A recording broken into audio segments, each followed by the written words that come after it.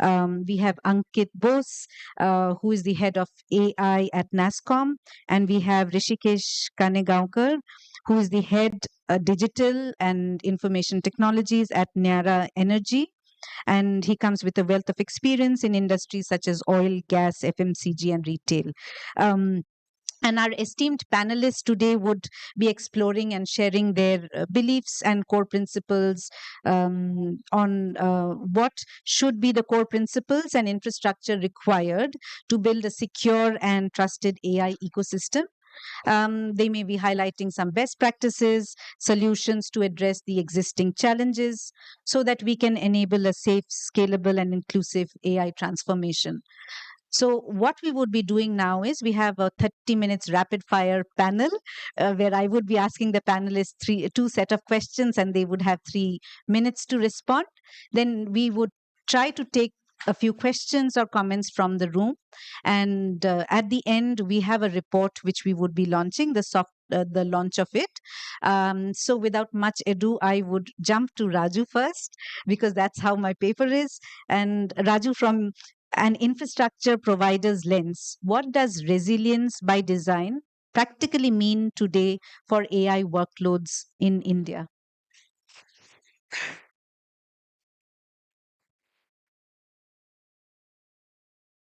You can see. You can see. Yeah, first, but in general, forget about the AI. In general, data centers means it has to be resilience. That means it has to be always on, and it has to meet certain SLAs, quality levels. So when people talk about the data centers, it's not a real estate game. It is involve a lot of other things. You have to build the data centers for the purpose of high density servers, racks, and providing all the new technologies, plumbing required for the data centers. And also it has to be connected from the day one, and the power energy. So the challenge, power is very important. It has to be always having a not only the grid power, renewable energy is very very important. And the fourth one is important is managing the data centers not anymore easy, because the kind of variables you have in the managing a data centers, there are thousands of parameters. So how we are going to apply AI into operations point of view, those are also very important for the data centers. So looking at all these things, when you're hosting somebody like Aadhaar or NPCI, UPI or DZ Yatra into that kind of a data center, it always has to be on. Otherwise, the it's going to create big chaos in the system. So those are the things we have to look at it very carefully, and it is a mission critical applications we are building. So it's very important, and also a place like in India, you have to build very cost effective also. That's very important. So that's the way I look at it. What is important for resilience point of view? Thank you, Raju, for sticking to the time and also highlighting the higher issues which needs to be addressed if we really want what we want, aspire to be. And with that, I move to Shahana.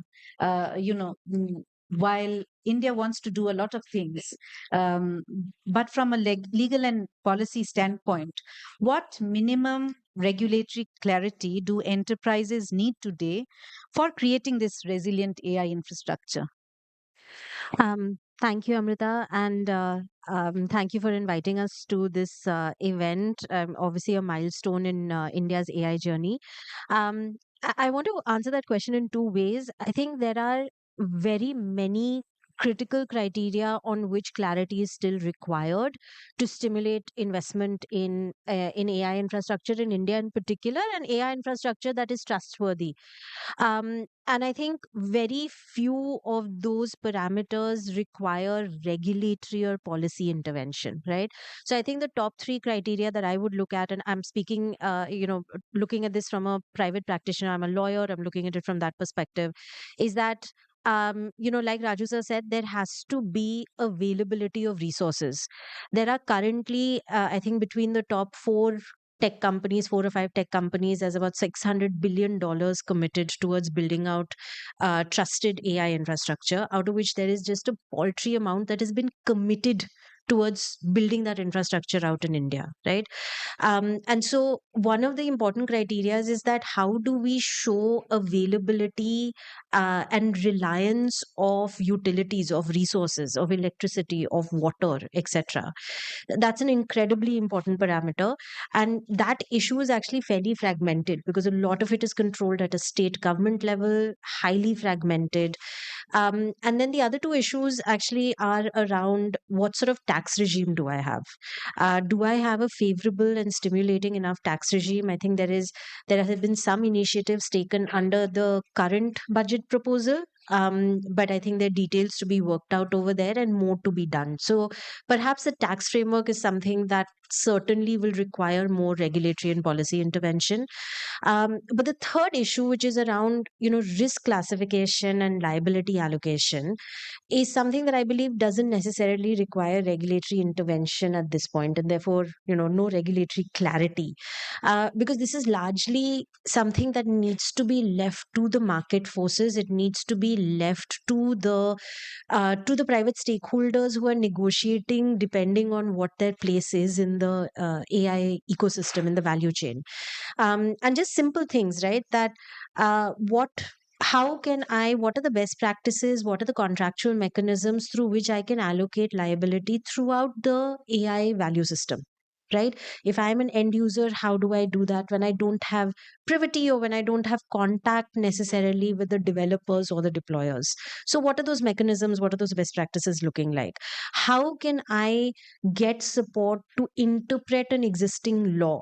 So, specifically around the DPDP Act, which is the privacy law in India, yet to be implemented.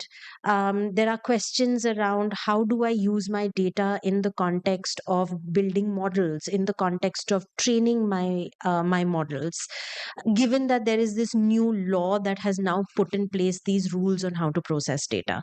So I think more than building more around regulatory intervention, I think these are the opportunities where either best practices are developed, leveraged, shared, or where there is support on what the interpretation of an existing framework would look like.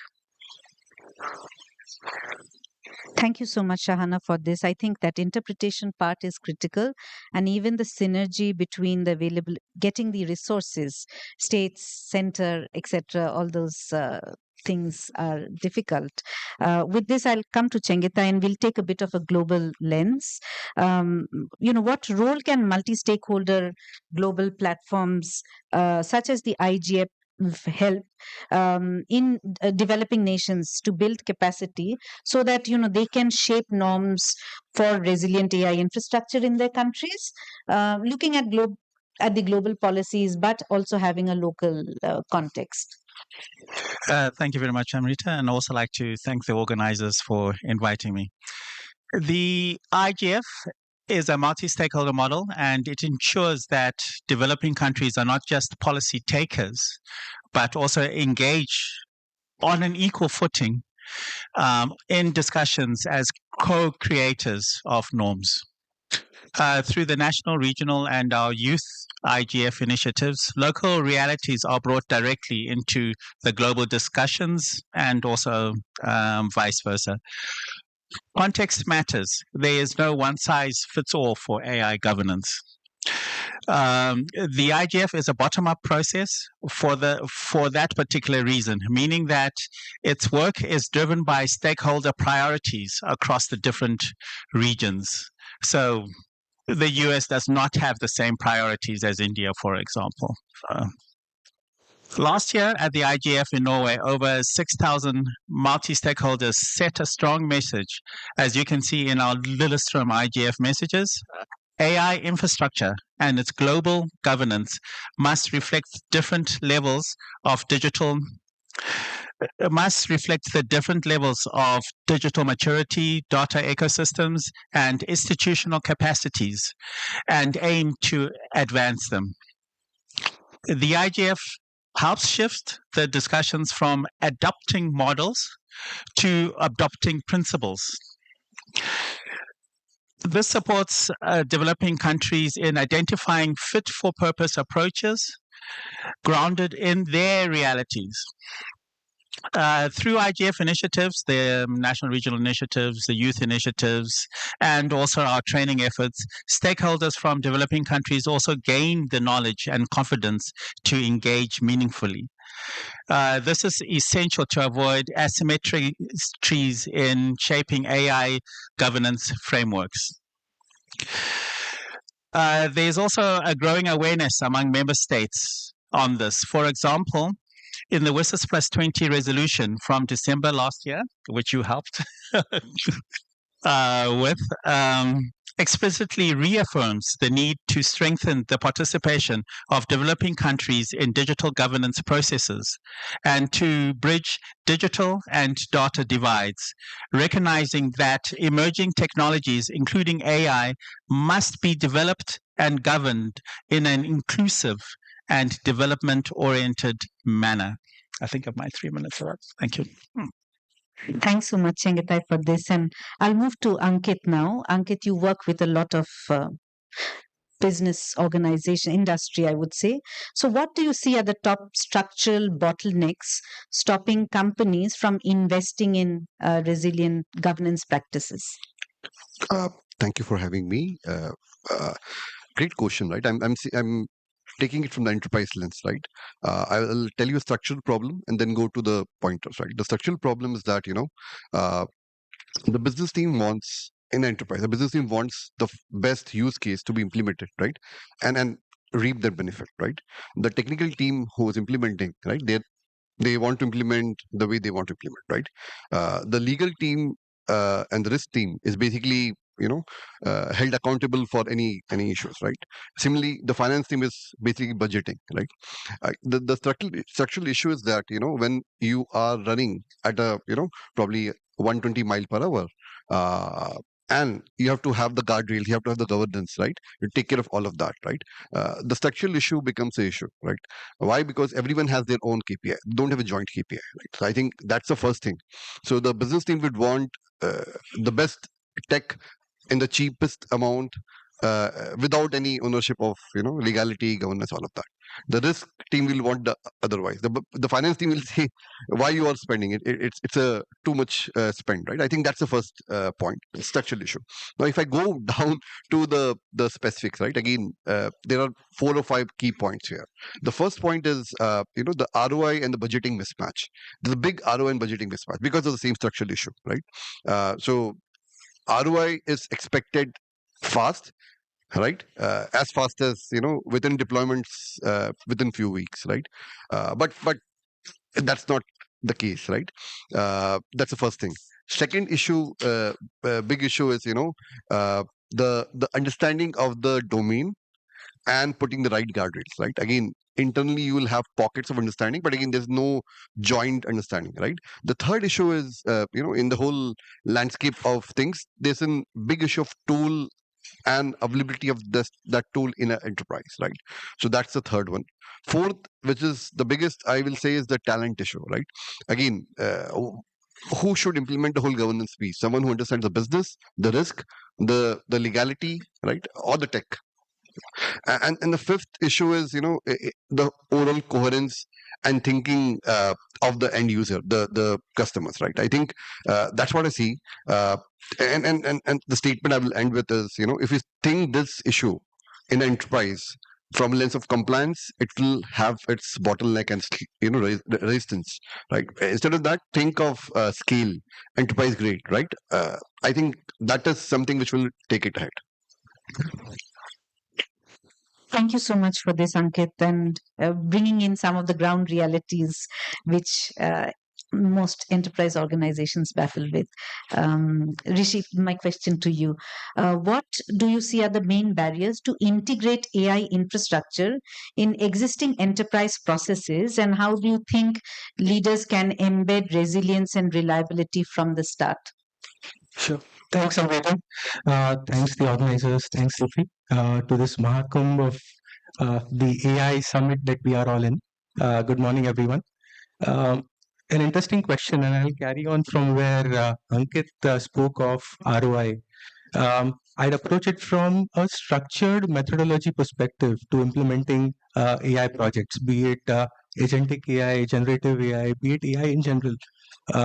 If we approach it from an ideation phase where ideation does not come in from the IT organization but comes in from the business, and how that happens is with a cultural mind shift change, with the business teams, the organizations, the functions talking of how they could better their functionalities, their functions, their processes with the use of AI, and then follow it up with an ROI upfront before a single line of code is entered. What we are currently talking of is establishing an ROI. And snippets of ROI could be, if I break it down into 4 or 5 different heads, the first head could be the number of tokens, the LLM, and the value per metric, per query. What does it constitute? Maybe 25% of the total costs? Okay, so that's the number that you've got to budget upfront. The second would be talent and development, to invest in the teams who are developing AI. The third could be the infrastructure, which SIFI and a few others are kind of investing heavily in. How much of it does the organization contribute into? And then there are several others in terms of operations, in terms of ethical AI, governance, and all of those costs around operations and support and all of that. That's the TCO bit. And then you compare the TCO to the value. And this value again comes in from the business, tying back the processes and how much of it can be realized. So that's one number that you get into before you start the project. And then when you get into the actual project, I'll not call it as a pilot. Pilot is such a misused word. People nowadays are calling it as MLP, which is minimum lovable product, right? So you start with an MLP, and then you start getting into the guardrails, the data and the integration bit. I'll just take 1 minute more. I'm mindful of the time. So when you get into that is when the actual problem starts surfacing in terms of, is my data ready? Are the guardrails ready? How am I going to tie up the integration bit? And there are a few things that we're looking at here in terms of the governance aspects. There are agent-to-agent protocols that one needs to look at in terms of how does the entire protocol work, how does the governance layer work. We're talking of even an MCP protocol where there are clear kind of demarcations in terms of roles of each of these agents and how does it interact with the LLM layer and all of that. So all of this kind of contributes into the next step, which is to get into the implementation phase, where whatever was being discussed from a use case perspective, how much of it gets realized into the MLP iteration 1. Measure the value, get back into measuring what was envisioned versus how am I performing. Iterate again, go back and complete the feedback loop, then go back through the cycle of data integration and all of that and get into the actual process. And that's when you would establish whether you could trust the answers and then kind of evaluate once you get into that single iteration, which is the evaluation could be, do I need to be accurate? I might not need to be accurate at times, but I might need to maybe look at a more a theoretical answer, or I might need an AI to perform from a workflow perspective. I might need to have a very creative answer coming about. So for each of these, the evolution and the evaluation of whatever model we are developing needs to kind of, reach its stage 1 completion. And then you iterate back and complete this process. And along this, the entire process around security, governance, responsible AI, ethical AI, the things that Raju mentioned, the things that everyone on this panel is mentioning, all of this needs to be intact. I think once we approach it from this perspective, we'll see a lot of benefits coming out of it, and through a structure, implement it like an IT program. If we start AI projects by calling them as pilots, then I think we'll never see those pilots fructify into production. So I think we need to get into a structured methodology. Right. Thank you so much. And I'll come back to Raju now. Raju, you've been hearing all this and you've been seeing the Indian enterprises. So how do you see Indian enterprises balancing the push towards hyperscale AI infrastructure with the need for distributed edge and sovereign architectures, looking at the geopolitical situation we are in these days? First, I want to address one thing. For me, people should not consider AI is a project. AI is a journey because it's going to take a lot of time, and it's going to be continuous process, like how we evolving as a humans intelligent. So that is where it's not end. So it's going to be continuously is going to evolve. Second, what you said is hyperscalers. The way I look at it is very simple, Amrita, is AI, when you look at it, who are investing in AI at this point?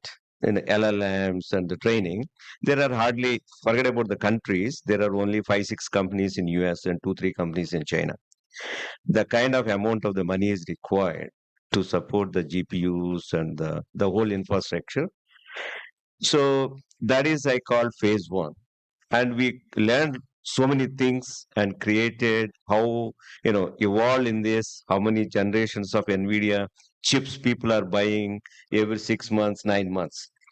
A country like in India, and to be honest, it's still IT point of view, we're still long way to go, right? And for us, I think the phase we are entering now, I call phase two.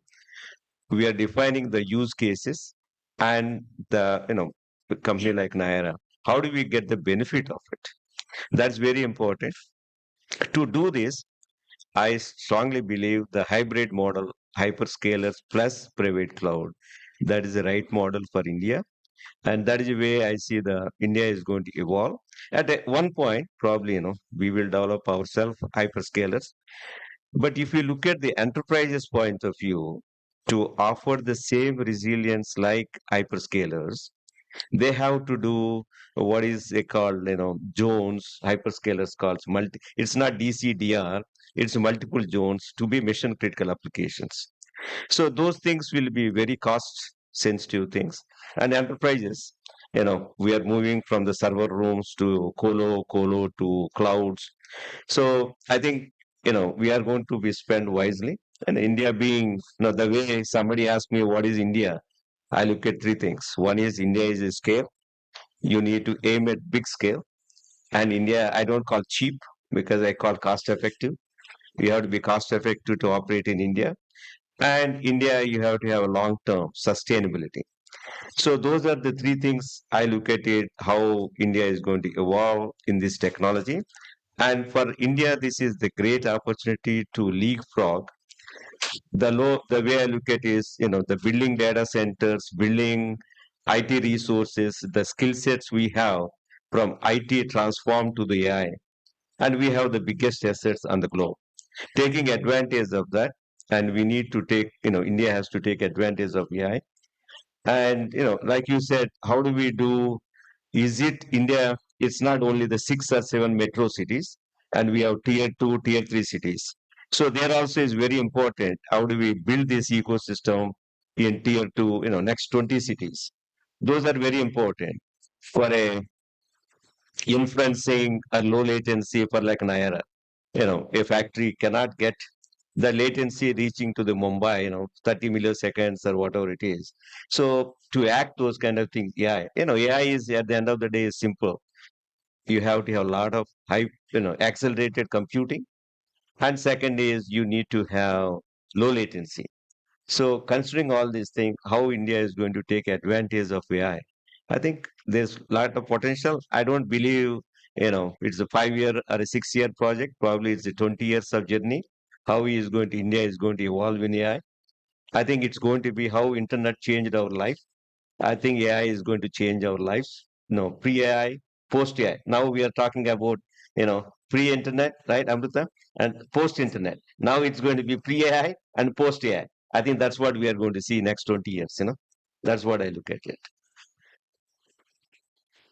Thank you, Raju. No, those were very, I think, gave a very high level thing of how things are, more clarity. And Shahana, while you spoke a bit about it, you know, when AI infrastructure is increasingly being used for critical infrastructure, and is becoming a critical infrastructure because it's been used in such a way, and given India's aspiration how should its regulatory structure evolve? You elucidated to it in the previous response, but quickly, if you could, because there are talks about governance, but do we really need to govern it?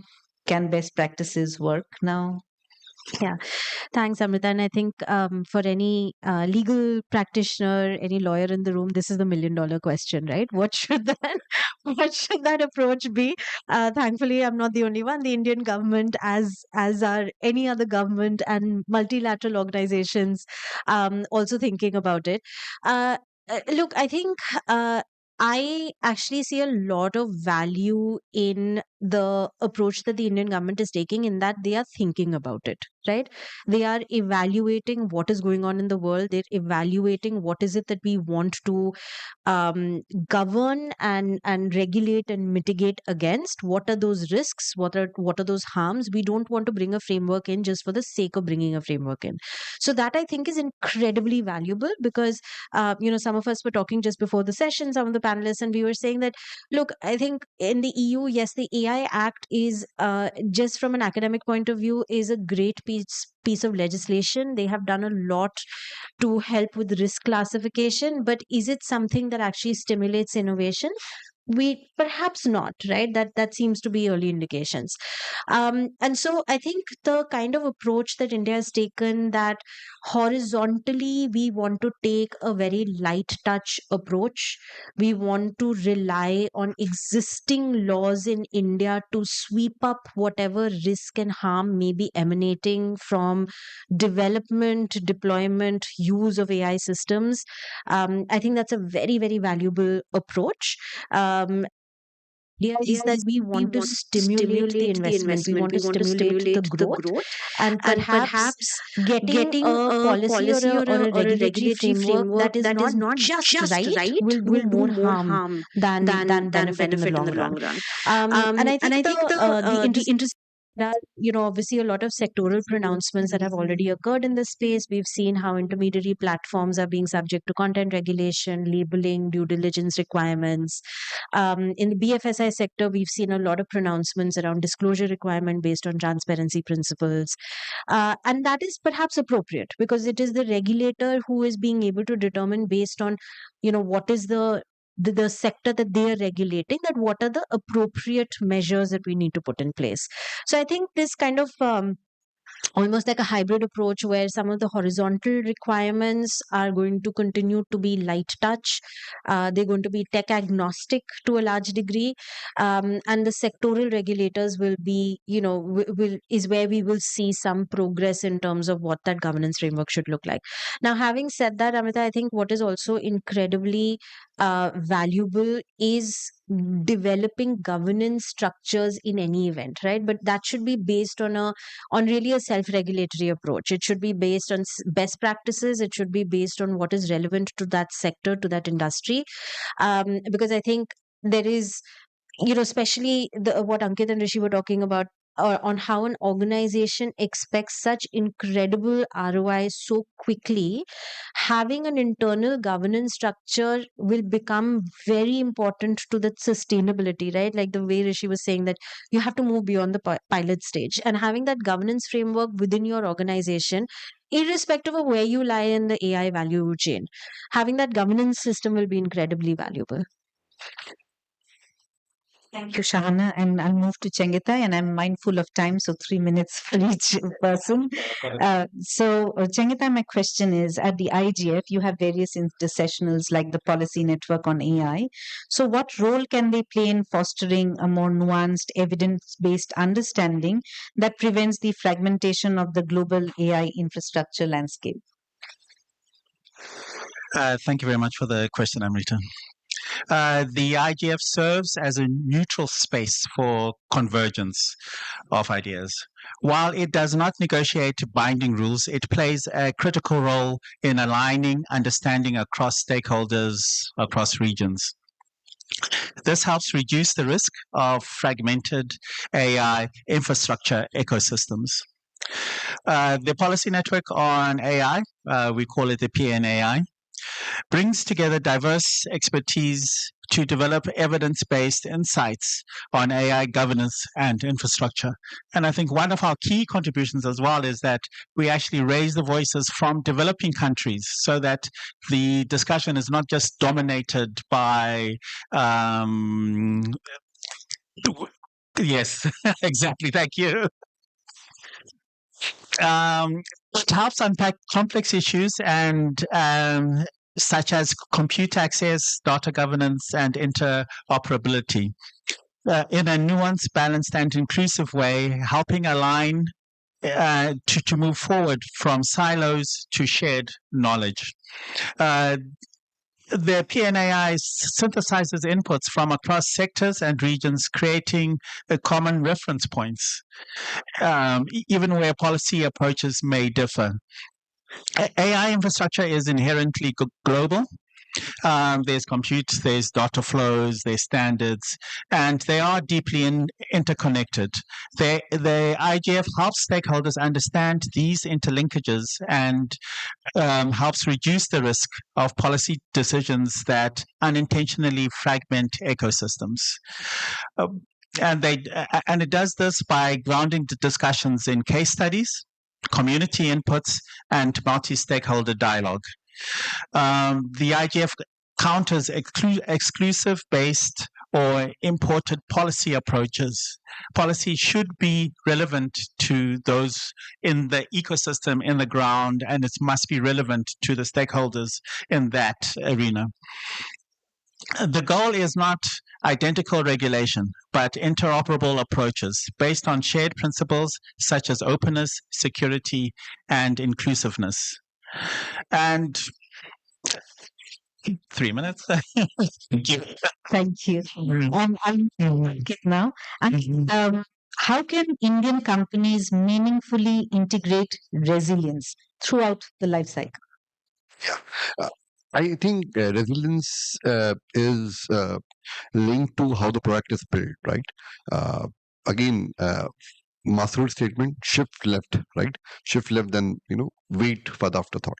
So when you're building a product, when you're building a service or a feature, right, you think of resilience as a core central piece, then thinking at the end, right? I think that's the overall statement. Coming to specifics, I think what I will suggest is, talent basis a use case, right? Again, a high impact or high risk use case should be having a different level of resiliency and governance versus a low, right?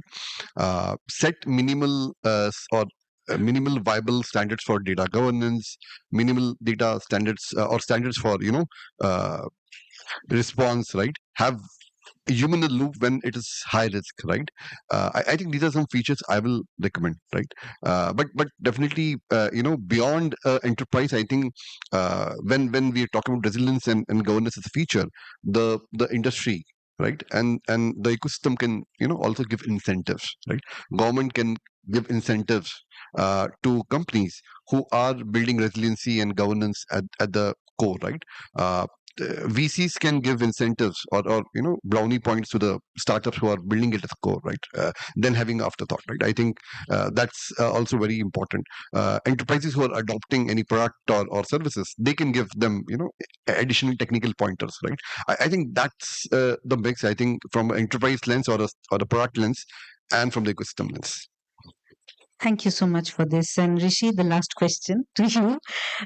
How should organizations measure and sustain resilience outcomes for AI systems once they graduate from proof of concept to core business workloads? Right. So for an enterprise like ours, where 8.5% of energy requirements for India come in from our refinery in Mardinar, imagine what resilience means for us. I look at it from three different perspectives. Technical resilience, from the perspective of making sure that the core, the infrastructure is always available. We look at it from not just accuracy of the models, but also from uptime, similar to the uptime that you'd measure for your business critical applications. If I were to deploy an AI for a mission critical process, the first part would be resilience from an uptime perspective. The second would be also from the users who use it from a technical perspective. Is there something that the solution suggests, or a workflow or process which demands an immediate automation, should the human in the loop be there? Should I bypass it or should I retain it? Those are the kind of things that I would need to worry about. The second part would be looking at it from an operational resilience perspective. From an ops resolution perspective, what it means is, uh, have I conducted my AI drills for business critical applications? Yes. Why can't I convert a AI drill or create an AI drill for applications where it's a process that is automated? That could that could be something that the teams should look at necessarily. Also, in terms of workflows that are automated, agents that are working, uh, the human element is what we talked of already, but there are other things that come into place, like uh, from a business critical process. Is that process going to be hampered positively or negatively? I'd rather also worry about not just accuracy, but how we ensure that the results that are through are error designed. There are errors. How does the business or the operations team go through those kind of processes? The third part is the governance layer of resilience. From a governance perspective, from a leadership perspective, what it means is to make sure that it covers an overall set of uh, guidelines, guardrails, and how we assure ourselves, the organization assures itself in terms of not just deploying projects, products, services, but also making sure that things like maybe data drift, making sure that the feedback again and again comes back to the business team, and then there's validation and processes that happen then, so that the overall process does not get hampered. It kind of improves, and we are on a new kind of really improving feedback mechanism so that the model delivers its required resolution, required successes. That's it. Thank you so much. We have time to take 3 questions.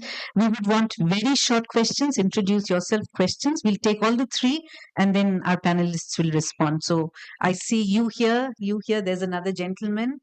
So please introduce yourself. Yeah. Very brief. Yeah. Thank you very much. Such a fantastic topic. My name is Surya G.D. Gunta, and I have 2 questions. One to Mr. Raju. See, these data centers, they place so much of, demand for energy. And already our grid systems are like, very stressed because of renewable energy, wind and everything. So how do you see the grid infrastructure also to evolve as the data centers evolve? That is my question. The other question is to Mr. Chengentai. As Ankit said, the ROI is to scale, as organizations scale. Now, from the country's point of view, there is this data sovereignty where, each country is trying to limit, the scaling up of other countries to enter their country data sovereignty and all those things. So there is a paradox, right? I mean, the enterprises wants to scale and countries are limiting.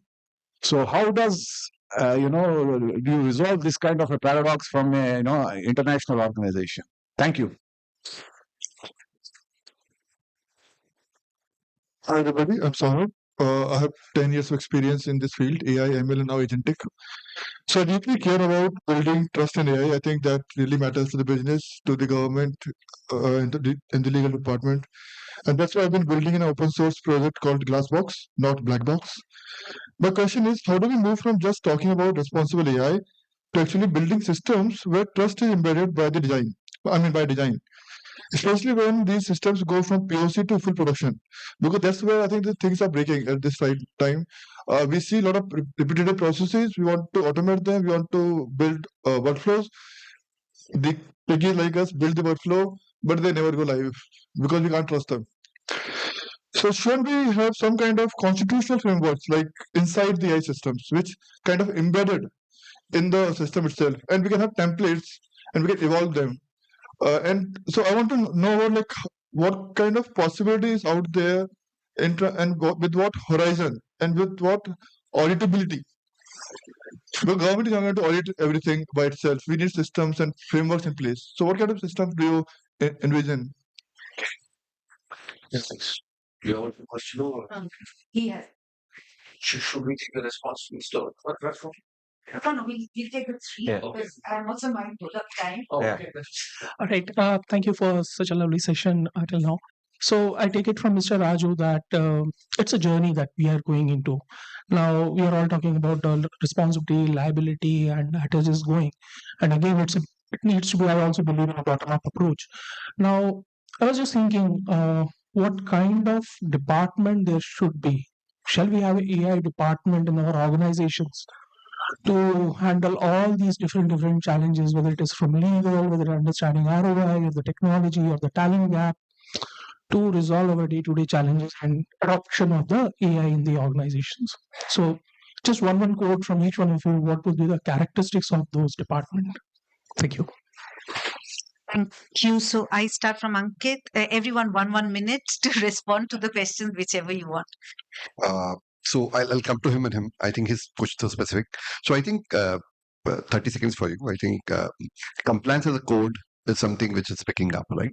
So you can have compliance at the code level, right, which can be embedded at the AI systems, which will give you a technical person as well as business person from a code lens, right? Again, most of the compliance when it's deployed it's top down. It's the the audit team, so they do it. But if you do it both ways, I think it will be better. That's one. We can talk more on that. Coming to you, I think AI is becoming a multimodal sort of department in the company.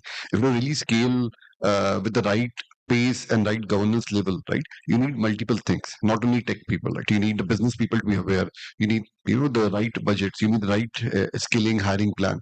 So definitely, it's prudent to have a cross-functional team who is running all of that, right? I think which is seeing the pace, the technicalities, the business benefits, and the governance aspect of it. I think that's what I'll suggest. Thank you. I'll also address your question and then your question, sir. Don't underestimate the value of capacity building. That goes such a long way in demystifying concerns and building trust. 10 years ago, we were talking to stakeholders about what cloud computing is and how the cloud service provider will not have access to your data. It was fundamental discussions. Know who your audience is, demystify with them, build capacity with them, goes a long way. The more you can scale with associations, etc., the better it is. But do not underestimate the value of building capacity. And so to your question, of course, completely agreed with Ankit. Of course, it has to be a multi-stakeholder approach. But whatever that mechanism is within your organization has to be highly empowered. And that means that it may have to be at the level of the board, or it may have to be at a level where it is able to take independent decisions, not just about the procurement, but also about the deployment, what sort of monitoring and supervision and trusted environments within which that audit has to happen, like all of the mechanisms for the operation of an AI system within your organization. So that Sorry, I will have to cut has you to be off. highly I will empowered. ask you to take it later because we'll be thrown out in some time. I will answer quick the power issue, right? So see the way India, right? How much physical infrastructure are you going to build? Roads, metros, and all. It's not going to solve India problem. Only the way India is going to accelerate is by digital infrastructure. That means we have to put those grids required, all those things. That's the way we have to do. The kind of generation of the power we have, I think we have plenty of power available, with especially with renewable energy, both solar and wind. We are not touching the nuclear yet. But I think that is the way I believe India, if you want to take a leapfrog, they have to invest on the digital infrastructure. That in parallel with physical infrastructure. That's the way I look at it. So I'll choose the question on who owns the AI project solution and the value that comes out of. So if we talk about it from a value perspective, it's the business teams, the functions themselves who are responsible for carving out processes, projects, and creating the ROI. It's not an IT project at all. IT is a support enabler for these processes. Again, if it is top down, which means that there is governance, there is management mandate right from the top levels of the organization, that helps kind of seeding in and making sure that the right processes, right technologies are covered. So that's the answer that I would have. Thank you very much. And just quickly to answer your question, the data sovereignty is a big topic now, especially in Europe, considering the current geopolitical environments that we're in. So at the IGF, we do discuss it, and we are trying to help people and also businesses and governments realize that they have to support their local businesses. They have to have an environment where these local businesses can come up and build data centers, have good laws, good public policy instruments that encourages this. And also we also try and encourage technological transfer. And that was a big issue in the WSIS Plus 20 debate as well. So I'll be quick.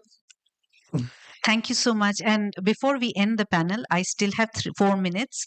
We have a report which our joint teams had prepared. We would like to release it today with our panelists. And if you want more copies, the CIFI's booth is there at the expo. Unni can share more about it. But I'll just, Unni, would you like to come?